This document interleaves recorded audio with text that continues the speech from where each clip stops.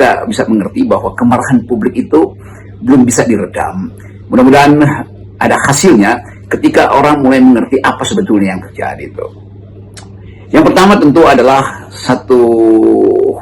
setiap peristiwa yang bersifat massal, mengerahkan massa, pasti potensi untuk terjadi kekerasan tuh. Tetapi hak rakyat untuk berdemonstrasi harus dijamin rasa amannya tuh. Jadi betul bahwa tidak boleh menghalangi rakyat demonstrasi. Demikian sebaliknya, aturan berdemonstrasi juga harus kita hormati, yaitu tidak brutal. Tetapi kondisi berkali-kali terjadi benturan itu, dan itu adalah hal yang pasti ada momentumnya atau ada pemicunya tuh, sehingga terjadi bentrokan. Lepas dari soal persaingan elit yang kelihatannya juga memanfaatkan momentum-momentum demonstrasi ini, kita mau coba bayangkan satu upaya untuk menghasilkan kembali negeri yang memungkinkan kita merasakan kenikmatan menjadi warga negara, ya tidak ada rasa takut dalam mengucapkan pendapat. Nah, ini kondisi yang bertahun-tahun tidak dihasilkan. Selama 10 tahun ini seolah berpendapat itu dihadang oleh undang-undang, karena itu akan ada penjara menunggu. Jadi ledakan hari ini sebetulnya adalah akumulasi dari keadaan selama 10 tahun di mana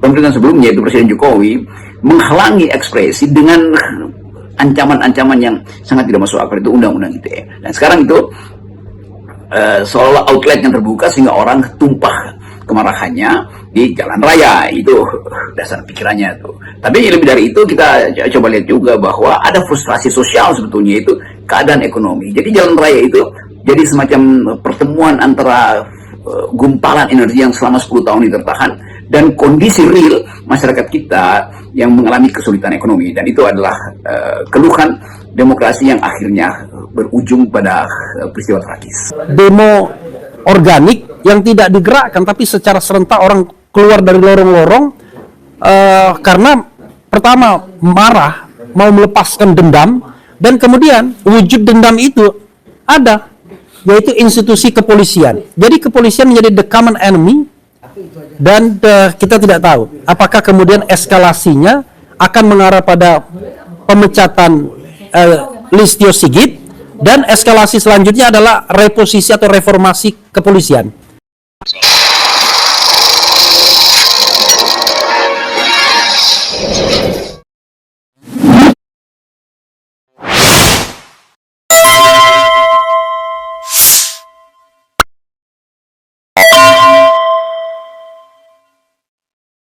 Assalamualaikum warahmatullahi wabarakatuh. Sobat RH sekalian, jumpa lagi. Jumpa lagi kita di channel yang keren ini, keren jadas. Jadi sobat RH sekalian, saya berada di suatu tempat dan menarik sekali karena ternyata di sini ada tokoh-tokoh. Di belakang saya itu ada Roy Suryo, ada Edi Mulyadi, kemudian di depan saya ada Rizal Fadila, kemudian ada Mary, kemudian ada Pak siapa? Bang Farid Erhen, bukan? Farid Hussein. Kemudian ada macam-macam, nanti datang lagi. Tapi saya tidak ingin mengeksploitasi mereka dulu, ya. Saya ingin mengeksploitasi diri saya sendiri, bicara mengenai demo 2 hari ini. Jadi saya beri judul konten ini dengan konflik elit versus kemarahan massa. Saya sengaja ngomong di depan mereka, para analis-analis yang jempolan ini, biar saya dibantah. Jadi kita bicara tentang Hegelianisme, ya, tesis, antitesis, dan sintesis. Jadi saya ingin mencari sintesis dengan mengemukakan tesis. Jadi saudara sekalian, tidak ada demo yang tidak berbiaya. Demo itu pasti ada biayanya. Hanya persoalannya, apakah biaya itu hanya sekedar biaya logistik, seperti makan, minum, transportasi, ataukah biaya yang memang didesain dari awal. Nah, saya tidak mau masuk ke area tersebut. Yang jelas bahwa demo sudah terjadi dan menjadi masif ketika ada yang meninggal, yaitu Afan Kurniawan. Mudah-mudahan Allah Subhanahu wa taala menerima amal ibadahnya, ditempatkan di surganya, amin ya rabbal alamin. Jadi kalau kita bilang demo tanggal 28 itu adalah demo yang direncanakan.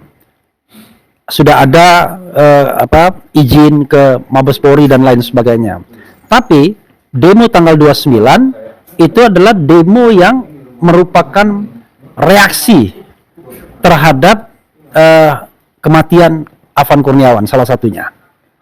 Free ridersnya ya tetap ikut, tetapi tidak mungkin free riders itu mendapatkan kuda yang banyak kalau seandainya tidak ada hal-hal yang memang terkait dengan kemarahan massa dari awal.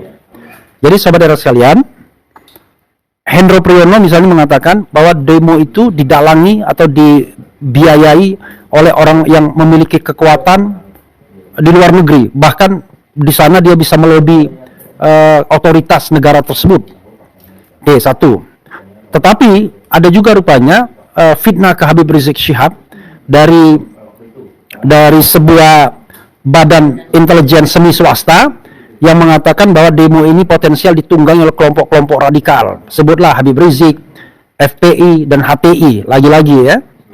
Nah, tetapi kalau saya lihat begini, kalau kita bicara demo ini, maka satu tesis yang bisa dikemukakan ini ada konflik elit.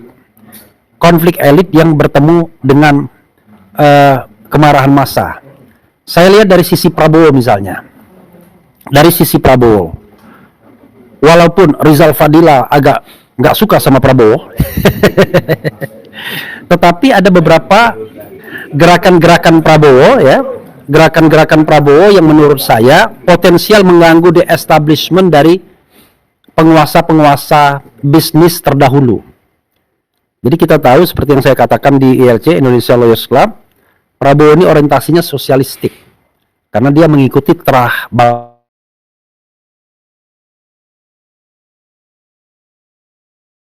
dia mengikuti terah bapaknya yang PSI, bukan partai seputar ibu kota, tetapi partai sosialis Indonesia yang tokoh-tokohnya intelektual kelas dunia seperti Sujatmoko, Syahrir, kemudian juga Sumitro Joyo Hadikusumo, kan itu orang-orang yang kelas dunia. Dan pikiran sosialistik Prabowo ini terjawantahkan ketika dia selalu bicara tentang pasal 33 dan kemudian dijawantahkan dengan pengambil alihan lahan-lahan sawit yang dibilang ilegal atau tidak bayar pajak. Nah, ini kalau orientasi politik ekonomi seperti ini pasti akan mengganggu the establishment, mengganggu orang-orang yang sudah established pada masa pemerintahan Jokowi 10 tahun sebelumnya, di mana orang-orang ini adalah orang-orang yang sangat diberikan karpet merah dalam rezim neokapitalisme atau neoliberalisme Jokowi. Dan ketika era Prabowo ini ada seorang pengusaha yang saya baru bicara dengan seorang analis keuangan yang punya kapitalisasi, punya untung sehari itu 30 miliar per hari. Jadi saya sudah hitung dia punya penghasilan 10 triliun per tahun cash ya. Itu adalah sebuah penghasilan yang gini saudara sekalian, kita harus bicara tentang cash flow, bukan bicara hanya aset saja, gedung, tanah dan lain sebagainya, tapi cash flow. Nah, cash flow di Indonesia ini menurut analis keuangan ini dimiliki oleh 3 orang. Saya sebutkan saja cash flow itu dimiliki oleh saya lagi menganalisis. Saya melakukan analisis yang ingin dibantah. Siap, Komandan. Oke. Ada Faisal Asegaf juga baru hadir. Tuan rumah. Revolusi. Live ini, live ya kan. Nah, jadi ada 2 atau 3 orang yang punya cash flow yang luar biasa. Nah, satu orang ini punya cash flow sampai 30 miliar per hari. Jadi dia punya keuntungan dari bisnisnya itu 10 triliun per tahun. Berikutnya adalah pengusaha yang bermain di wilayah gula yang punya cash flow atau cash itu 2 sampai 4 triliun per tahun. Nah, yang berikutnya adalah seorang haji ya kan, yang kita tidak tahu berapa kekuatan finansialnya, tetapi pasti luar biasa ya kan, pasti luar biasa. Nah, ini faktor yang barangkali tidak terlalu kita hitung di dalam demo besar-besaran ini, karena ini orang sudah berada di sisi kekuasaan, bahkan dikasih bintang Mahaputra apa itu, pokoknya bintang, dikasih bintang Ini. Nah, jadi orang satu dari pengusaha ini sudah dijadikan tersangka. Satu, sudah lari keluar. Dan konstelasi politik ekonomi yang dikembangkan Prabowo pasti tidak menguntungkan dia. Karena jalan sosialistik Prabowo pasti tidak bertemu dengan jalan neoliberalistik yang dikembangkan oleh Jokowi. Karena itu, pengusaha ini yang menikmati privilege, bahkan konon sudah 40 tahun, itu pasti tidak nyaman, apalagi kemudian dijadikan status tersangka. Karena itu, dia ingin tatanan ini tidak berubah secara drastis. Dia ingin tetap tatanan seperti tatanan yang lama. Jadi kepentingannya adalah mempertahankan tatanan yang lama, di mana mereka-mereka yang punya kekuasaan bisnis raksasa ini tetap akan bertahan. Nah, mereka mulai terganggu dengan politik ekonomi yang dijalankan Prabowo Subianto yang kelihatannya arahnya bukan kepada neolib, tapi arahnya kepada politik yang sosialistik. Jadi, saudara sekalian, inilah pertarungan elit, ya. Nah, pertanyaannya adalah orang-orang yang lari, orang-orang yang di luar itu, apakah dia punya proksi di dalam kekuasaan Prabowo? Saya kira banyak. Jadi dia punya proksi dalam kekuasaan Prabowo, dia punya proksi di sekitar pebisnis-pebisnis yang memang selama ini menikmati ketimpangan penguasaan aset-aset dan kekayaan negara dan lain sebagainya. Karena itu, kalau saya bicara tentang penyelesaian konflik elit ini, sama seperti rekomendasi Rizal Fadila dan kawan-kawan. Bersihkan kabinet dari anasir-anasir lama, dari orang-orang yang selama ini tidak jelas loyalitasnya kepada bangsa dan negara, tetapi lebih ngeruk kekayaan negara melalui kekuasaan-kekuasaan yang ada pada dirinya. Kita bisa lihatlah, ya, entah itu karena mereka butuhkan untuk menghidupkan partai politik, atau sekedar memang ngambil uang negara untuk kenyamanan pribadi. Jadi, kalau Prabowo tidak membersihkan orang-orang seperti ini, maka masyarakat tetap akan mencurigai Prabowo sebagai orang yang sebenarnya tidak punya komitmen untuk memberantas korupsi dan memberikan kesejahteraan kepada masyarakat. Siapa yang harus dibersihkan terlebih dahulu? Ya, misalnya ada menteri yang kena 11 sprindik, 11 atau 13. Sudah keluar surat tersangkanya, tiba-tiba dikatakan nggak jadi, karena sudah mundur. Ada menteri yang kemudian sambil duduk-duduk menikmati hibiki, hibiki ya? Whisky yang harganya puluhan juta. Ada menteri yang mengembalikan uang BTS 27 miliar, terlibat kasus korupsi BTS. Ada wakil menteri sudah dijadikan tersangka karena gratifikasi, tetapi kemudian tidak berani lagi bahkan KPK pun tidak berdaya, dan sekarang ikut lagi dalam pemerintahan. Ada menteri-menteri yang konon mendapatkan uang BTS luar biasa. Ada menteri-menteri yang terikat terkait dengan kuota haji dan lain sebagainya. Bahkan kalau kuota haji ini secara mudah kita bisa mengarah kepada sosok tertentu yang memiliki kepentingan, karena ada setoran sampai 1 triliun yang saya dengar. Jadi, sahabat era sekalian, PR Prabowo itu adalah harus membersihkan anasir-anasir ini yang punya koneksi dengan orang-orang yang barangkali memiliki endurance untuk membiayai keributan di Republik ini, yang sekarang barangkali tidak lagi bermukim di dalam negeri tapi juga di luar negeri. Tapi itu bagian pertama konflik elit. Bagian kedua yang tidak bisa kita nafikan itu adalah kemarahan massa yang ibarat rumput kering, begitu kena api sedikit langsung menjalar kemana-mana. Kemarahan massa itu apa? Yaitu kemarahan massa ketika mereka melihat bahwa anggaran tidak berpihak kepada masyarakat. Ketika mereka melihat DPR justru diberikan fasilitas yang wah dibandingkan dengan DPR negara lain, DPR Indonesia ini luar biasa. Bahkan seorang teman di DPR mengatakan gaji kongresmen, ya, ada lagi tokoh yang lebih, gaji kongresmen atau senator di Amerika Serikat itu hanya sekitar 70.000 US dollar per tahun. Kalau 70.000 US dollar per tahun itu kira-kira, wah, ini ada senarko. Jadi gitu. Jadi cuma 70.000 dolar Amerika per tahun pendapatan kongresmen Amerika Serikat. Kalau 70.000 itu berarti kurang lebih ya sekitar 1 miliar lebih lah. Karena kalau di 70.000 700 kemudian ditambah 66 ya kira-kira 1,2 miliar per tahun, bayangkan. Bandingkan dengan pendapatan penghasilan anggota DPR Indonesia yang namanya reses saja itu 5 kali, itu 1 kali reses saya nggak tahu berapa jumlahnya, tapi katanya ada 450 juta. Jadi kalau 450 juta dikali 5 berapa? 900 1,8 2,2 sekian. Bayangkan 2,5. Itu penghasilan yang luar biasa. Jadi ini dipertontonkan. Kemudian Prabowo Subianto sendiri tidak menunjukkan ada keprihatinan dengan mengewer-ewer jabatan-jabatan politik itu, menteri, wakil menteri dan lain sebagainya, sehingga masyarakat marah dengan fenomena seperti ini.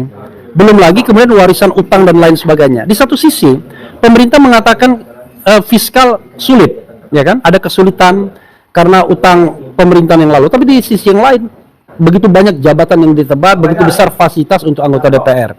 Jadi bertemulah kemarahan ini, ya, konflik elit antara pengusaha dahulu yang establishmentnya mulai digoyang dengan alang-alang yang mudah terbakar masyarakat yang tentu hidup makin sulit.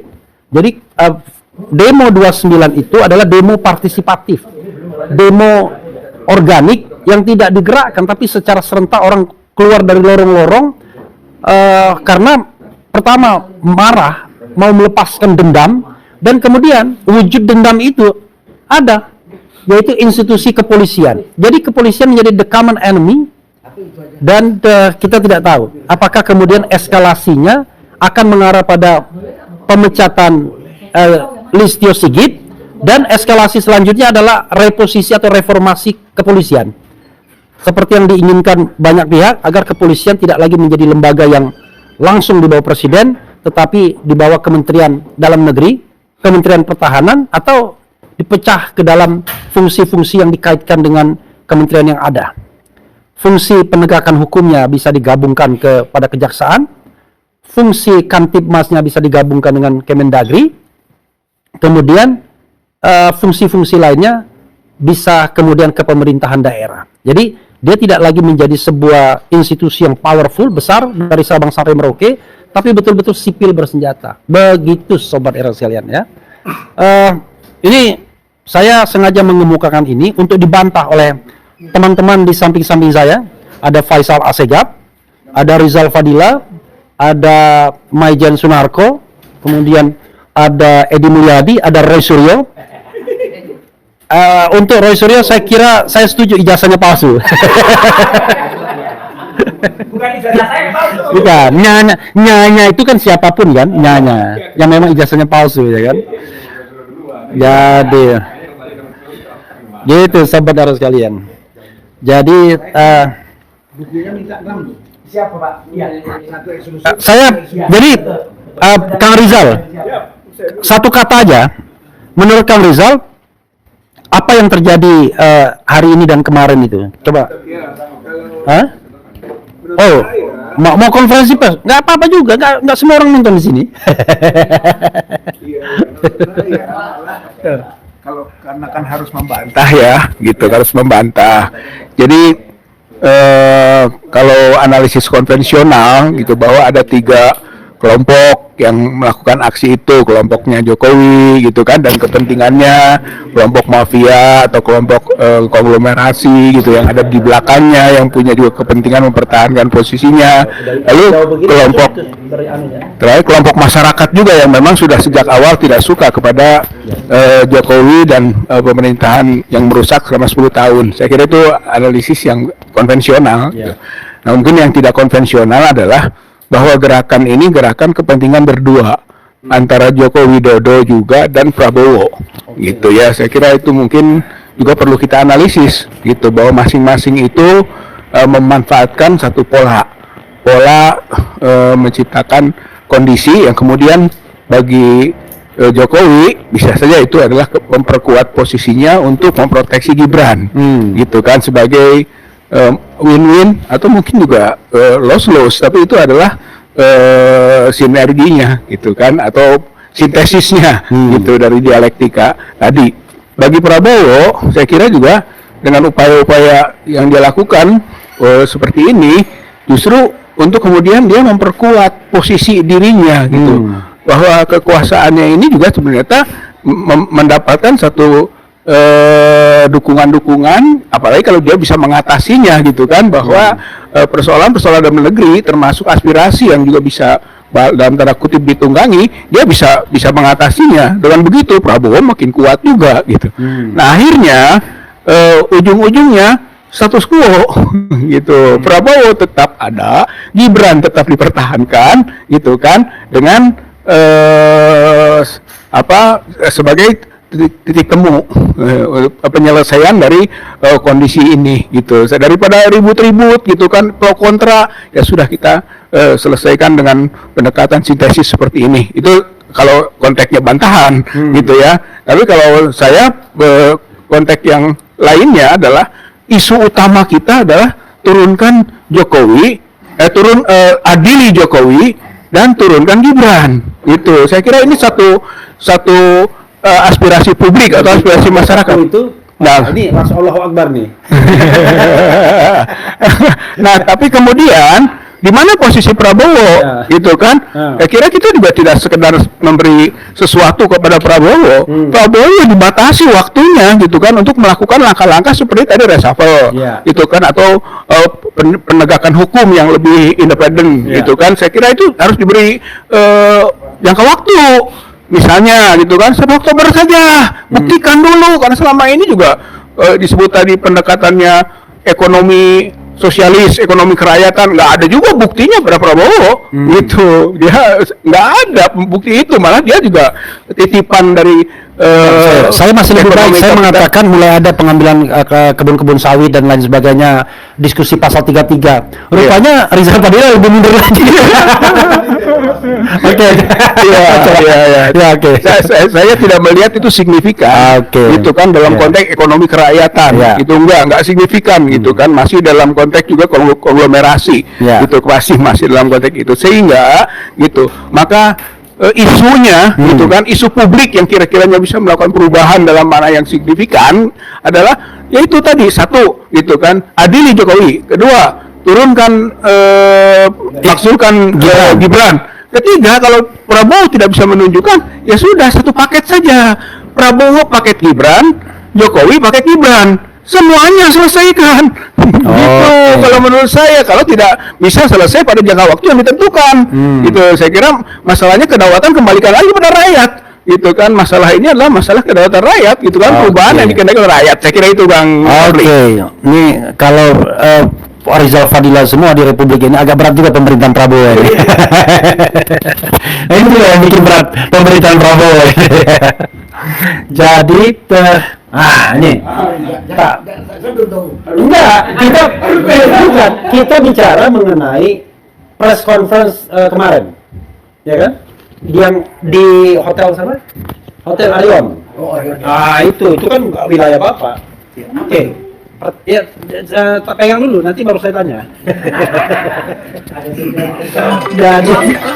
WhatsApp audio. Jadi Pak Narko, kalau kita lihat ya,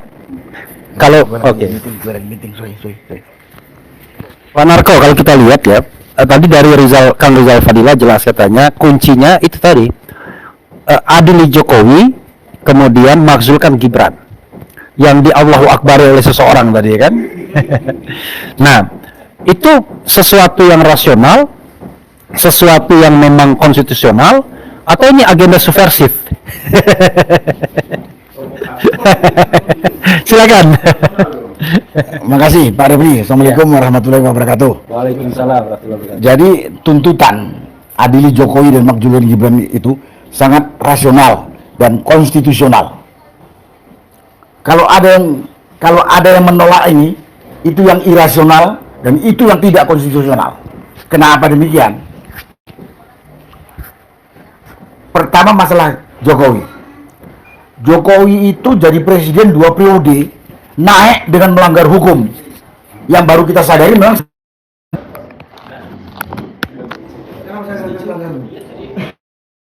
saya tidak punya ijazah. Saya udah nggak pakai diduga lagi. Dengar Mas Ray. Penipuan. Dia sudah tidak ada ijazah. Saya tidak pakai diduga lagi. Kalah Mas Ray. Siap. Itu penipuan. Itu kriminal. Naik dengan kriminal, kemudian kita biarkan dia udah ngaca-ngaca hukum di negeri ini. Kemudian setelah dia naik dengan cara kriminal, melanggar hukum 10 tahun ini, kalau orang mau mengcompare yang baik atau yang buruk apa yang dia lakukan, itu mencolok sekali perbandingannya.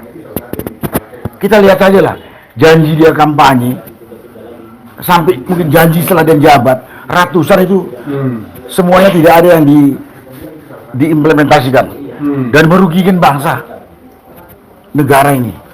Itu gampang melihatnya kalau melihat merugikan bangsa negara ini. Indonesia kaya segala-galanya kok. Banyak nih orang ngomong kaya. Sumber daya alamnya itu luar biasa kayanya. Tapi nyatanya APBN 80 sekian persen dari hasil meras keringat rakyat atau yang namanya pajak. Kemana sumber daya alam itu? Dikorupsi dan dijual kepada asing. Jokowi sebagai presiden harus bertanggung jawab. Hal itu sampai terjadi. Pimpinan itu bertanggung jawab terhadap kerusakan, terhadap pelanggaran hukum yang terjadi di daerah tanggung jawab dia di negara ini. Jadi kalau ini tidak diadili, itu akan menimbulkan presiden buruk sampai kiamat nanti. Oh, rupanya menipu boleh, menipu boleh, berbohong boleh, menindas rakyat boleh, akan ditiru oleh generasi berikutnya. Contohnya Jokowi. Jadi harus diadili, dimintai pertanggungjawaban. Kalau diomong lebih rinci lagi, wah banyak sekali. Tapi saya katakan tadi. Tapi begini, Jenderal ya. Ini ada pertanyaan dari penonton. Ya. Kenapa justru Prabowo memanggil Hendro Priyono, Agung Gumelar dan Wiranto ke istana, padahal kan dia bagian dari geng Solo. Ini kata penonton kita. Gimana? Saya tidak tahu alasannya itu kenapa dipanggil Prabowo. Tapi menurut saya itu kekonyolannya Prabowo.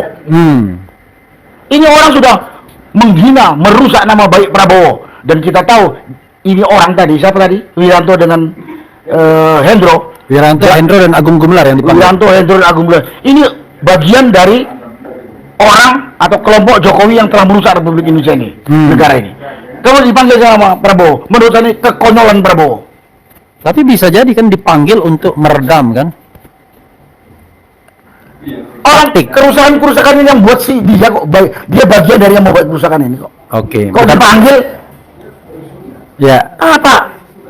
Anunya? Oke, kalau misalnya dari sisi TNI ya, kelihatannya ada potensi perpecahan yang luar biasa antara TNI dan Polri dengan demo ini. Kalau seandainya demo ini berlanjut, karena kita punya the common enemy, polisi. Tapi di sisi lain kemudian orang berharap TNI yang ikut gebukin polisi itu gimana yang terjadi? Kalau dibilang ada perpecahan, susah ngomongnya secara naratif gitu ya. Tapi kalau ada perbedaan memang mencolok sekali. Kita lihat saja kemarin. TNI datang disambut oleh rakyat, oleh massa. Bahkan ada TNI memberikan logistik, kayak sekedar minum atau sekedar makanan ringan gitu, dan diterima oleh masyarakat dengan baik, dan nurut dia dengan baik. Dan ini terjadi karena apa? Diciptakan oleh pemimpin nasional negara ini. Loh, dua-dua ini, TNI maupun Polri, itu kan bawahnya presiden. Kok bisa terjadi? Kok presiden diam saja? Antara dua presidennya picek atau sengaja dibikin oleh si presiden untuk ini seperti ini? Ini kan residu dari pemerintahan sebelumnya ini, ataukah memang ini yang baru? Residu ini kan? Ya, menurut saya ini residu. Tapi kenapa Prabowo diam saja setelah dia ambil alih? Sudah 1 tahun loh, hampir. Oke. Sudah 10 bulan ya katanya, hampir 11 bulan.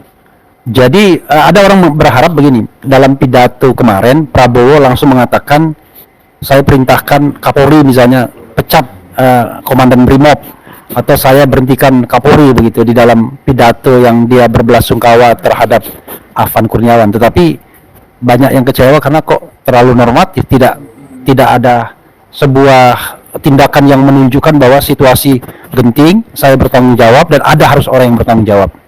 Saya nggak tahu ini nanti masih terlalu normatif atau tidak. Ya. Tapi kita lihat 1, 2, 3 hari. Perintah dia itu dilaksanakan atau tidak.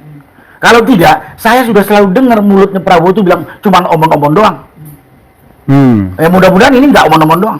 Oke. Selama ini kan selalu. Indikator omong-omong itu tidak omong-omong itu apa, Jenderal? Apa yang disampaikan tadi? Ya. Ganti dan Korbrimop katanya. Ya. Ya. Bukan. Ada orang yang berharap pada waktu Presiden minta maaf kemarin, ada perintah misalnya ganti Komandan Brimob atau bahkan ganti Kapolri, dia sendiri yang mengatakan. Dia yang ngomong. Ya, tetapi tidak terjadi begitu. Ya kita tunggu aja sehari 2 hari diganti. Oke. Kalau tidak diganti, ya sama lah omongan dia yang lalu-lalu juga seperti itu. Kalau misalnya boleh memilih, siapa dulu yang harus diganti menurut Jenderal? Kapolri. Oke. Jadi Kapolri diganti? Iya. Jadi Jokowi di kesimpulan Jokowi diadili, ya. Gibran dimaksudkan, Kapolri diganti. Iya. Jadi paket ribuan dari Mayor Jenderal Sunarko. Kalau betul, boleh dikatakan gitu boleh. Iya. Gitu. Tapi fokus tetap adili Jokowi, majukan Gibran. Tapi dengan kasus kemarin ditambah lagi ganti Kapolri. Oke. Ya, saudara-saudara, kita menghargai waktu karena tuan rumah kelihatan sudah mulai gelisah. Saya selesaikan dulu ini. Jadi ini sengaja untuk pemanasan. Ya. Senang ya? Allahu Akbar. Kalau tuan rumah senang, saya tidak tahu diri, ya kan? Saya ini kan orangnya tahu diri juga. Ini kelihatannya tuan rumahnya ini senang atau enggak, ya kan? Senang. Kalau senang kita terus, ya kan? Cuma memang sengaja kita cari dulu, belanja di pasar dulu. Kira-kira apa sih penyebab demo kemarin? Kemudian solusi apa yang ingin kita tawarkan di kepala kita masing-masing, kan? Nah, nanti ketahuan ketika kita merumuskan sesuatu itu, kita tahu meeting of mind-nya itu ketemu. Oke. 3 poin yang disampaikan Pak Marco tadi. Oke. Iya.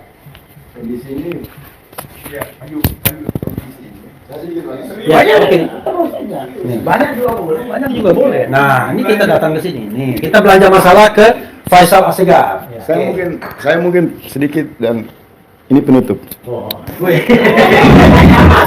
Artinya setelah ini nggak boleh lagi. Iya. Penutup dulu, kan nanti kita akan bahas lebih jauh. Jadi Jokowi berinvestasi dalam aneka kejahatan selama 10 tahun, menyebabkan kerusuhan di mana-mana. Kalau ditanya siapa dalangnya datang dari sentrum kekuasaan. Karena semua peristiwa ekonomi, sosial, gejolak, demo-demo di mana-mana itu akibat salah urus pemerintahan atau kepemimpinan Presiden Prabowo. Jadi tidak usahlah para hulu balang Jokowi, misalnya seperti Hendro dan lain-lain, menuduh ada agen sana, agen sini, asing dalang nggak penting itu kan, itu gaya-gaya intelijen yang sudah usang konservatif. Rakyat melihat secara utuh bahwa kekacauan yang berakumulasi pada kerusuhan massa di seluruh Indonesia hari ini kan akibat dari kesalahan kepemimpinan nasional yang berangkat dari ijazah palsu yang dicurigai punya ijazah palsu dan kemudian membuat ribuan masalah, tanah-tanah rakyat dirampas, teritorial dihancurkan, memposisikan Polri secara tidak proporsional, memarginalkan peran tentara, menindas rakyat, IKN dipaksakan untuk sarana yang diduga sebagai pencucian uang, utang luar negeri yang lebih dari 10.000 triliun, kekacauan demokrasi, sistem, BUMN menjadi sarang kepentingan berbagai pihak. Jadi kerusuhan ini mengkonfirmasi dalangnya adalah Insinyur Joko Widodo. Dalam konteks negara dan politik. Dalam konteks kriminal, Presiden harus membentuk sebuah tim bekerja untuk menjawab kebutuhan polisi dalam penegakan hukum. Aktor-aktor yang melakukan kerusuhan itu siapa saja. Tapi dalam konteks negara, politik, dalangnya rakyat dan mungkin juga saya bersepakat adalah Insinyur Joko Widodo. Ya kan? Ya. Atau Dr. Andes. Ini Insinyur Dr. Andes. Sarjana muda Joko Widodo. Tapi ada satu hal yang saya suka. Saya suka adalah soliditas. Kerusuhan-kerusuhan ini membuat elit-elit yang konsisten bergerak di arus gerakan perubahan semakin solid. Para tokoh-tokoh yang bergabung konsisten untuk meminta isu utamanya adili Jokowi dan makzulkan Gibran itu semakin solid, semakin percaya diri bahwa apa yang mereka suarakan sekarang direspon oleh rakyat. Nah, kita tiba pada kesimpulan hari ini kita akan mencoba menggalang kebersamaan lintas para tokoh dengan membuang semua ego, membuang semua kepentingan untuk akses masih kepada tema yang diperjuangkan, yaitu adili Jokowi, turunkan Gibran. Ini satu jargon yang mengingatkan orang pada 98. Ini akan menjadi tema besar yang menyatukan kita semua, yang bisa di breakdown, bisa menghubungkan kita semua dengan masalah. Kenapa adili Jokowi? Karena masalah ijazah, karena masalah IKN, masalah kejahatan korupsi, seluruh masalah. Kenapa menurunkan Gibran? Karena kita nggak mau konstitusi kita diperkosa oleh dinasti politik Jokowi. Cara-cara penyelundupan dengan menghancurkan MK. Nah, ini silaturahmi perdana di tengah arus kegelisahan rakyat. Kita berharap publik akan terus bersama gerakan perubahan dan satu sikap. Ciri khas gerakan perubahan itu anti anarkisme. Kita nggak ada anarkisme. Ya, kita mendukung seluruh realitas kecintaan kepada rakyat untuk jangan pernah membiarkan ruang anarkisme. Dan kami menduga bisa jadi kaki tangan geng Solo bermain pada wilayah politik anarkisme. Untuk apa? Untuk menghalau suara aspirasi rakyat yang menuntut Jokowi diadili dalam kasus skandal dugaan ijazah palsu. Jadi kerusuhan-kerusuhan ini bisa juga sama dengan 98 tiba-tiba letupan Trisakti yang kemudian membelokkan agenda reformasi yang dimainkan oleh kelompok LB Murdani. Barangkali modus yang sama juga ditunggangi oleh kepentingan yang tidak suka kalau ijazah palsu ini disuarakan. Isu adili Jokowi maka saya mengajak Bang Refli Harun, Bang Roy Surya, Bang Narko dan para tokoh-tokoh senior, mari kita silaturahmi. Kita rumuskan dan nanti akan kita umumkan ke publik. Apa yang mesti dilakukan dalam konsolidasi poros gerakan perubahan. Karena kita tidak mau rakyat kalah di tengah permainan drama politik para elit. Kira-kira itu, Bang. Luar biasa.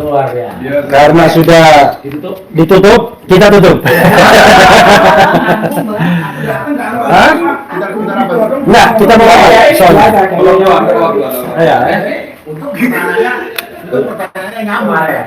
Wassalamualaikum warahmatullahi wabarakatuh.